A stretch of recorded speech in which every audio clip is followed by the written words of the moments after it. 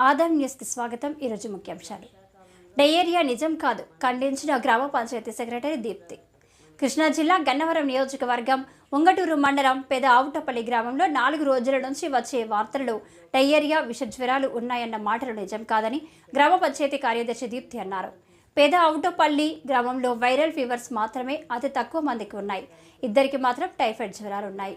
Health centre doctor వచ్చి ఇచ్చిన certificate కూడా ఉందని చూపించారు. కాబట్టి డయేరియా గురించి గ్రామ ప్రజలు భయపడవలసిన అవసరం లేదని తెలిపారు. చూస్తూనే ఉండండి, ఆదాం న్యూస్ నిజాన్ని నిర్భయంగా చూపిస్తుంది. ఇప్పుడు ఈ వర్షాకాలంలో మన ఇంటి పక్కల మన పరిశుభ్రాలు మన ఇంటి చుట్టుపక్కల మొత్తం శుభ్రంగా ఉంచుకుంటేనేనండి. ఇప్పుడు బయట వైపు అంటే మేము తీయగలుగుతాం, కానీ ఇంటి లోపల అనేది శుభ్రంగా మీరు ఉంచుకోవాలి.